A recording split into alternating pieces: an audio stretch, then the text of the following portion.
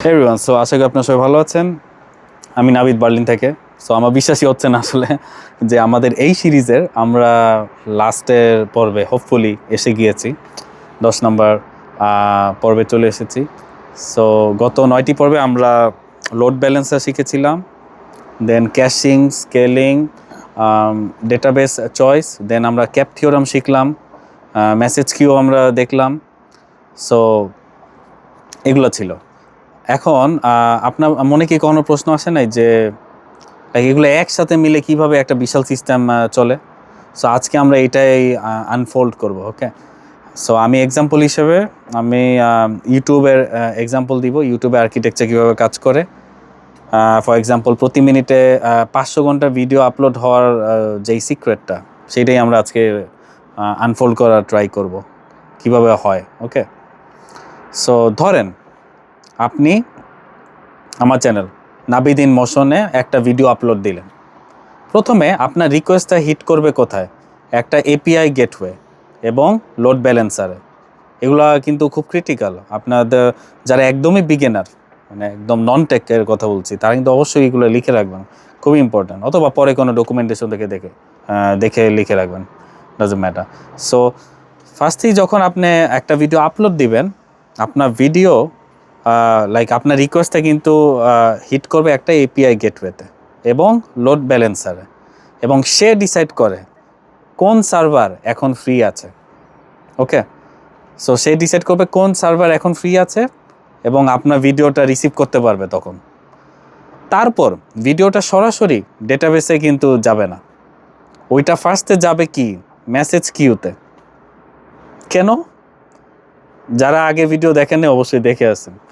ওকে, কারণ আপনার ভিডিওটাকে এখন কি হাজারটা ফরম্যাট 1080p, 720, 480, দেন 240, দেন আরেকটা কি আছে 144p-তে কনভার্ট করতে হবে। ওকে, কোথায় এনকোড করতে হবে।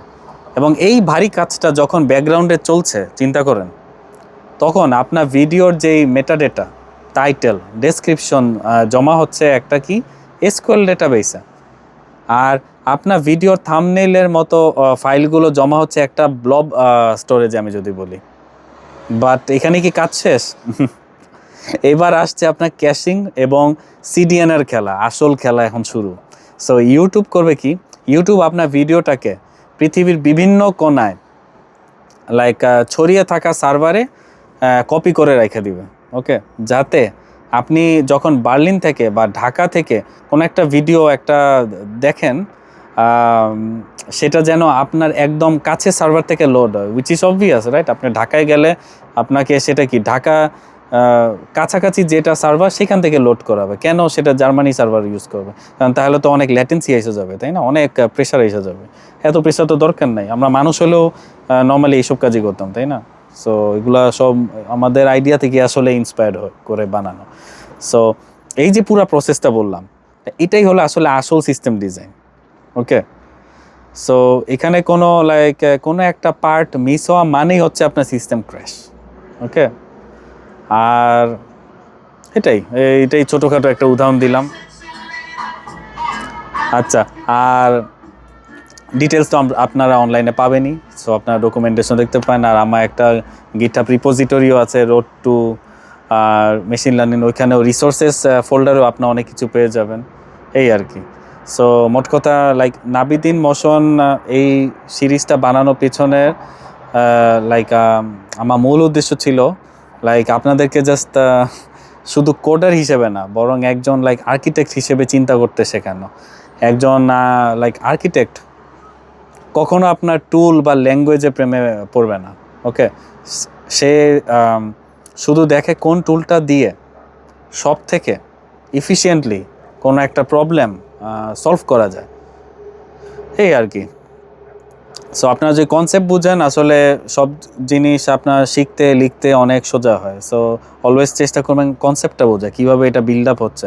দেন দেখবেন যখন আপনারা কোড করবেন, আপনারা লজিক জানেন, আপনারা জাস্ট সিনট্যাক্স ফলো করে আপনারা লজিক ডেভেলপমেন্ট করতে পারবেন, এই আর কি। সো এই বলে আজকে সিরিজ আমরা শেষ করছি। দেখা হবে অন্য একটা সিরিজে, hopefully. So thank you very much for watching.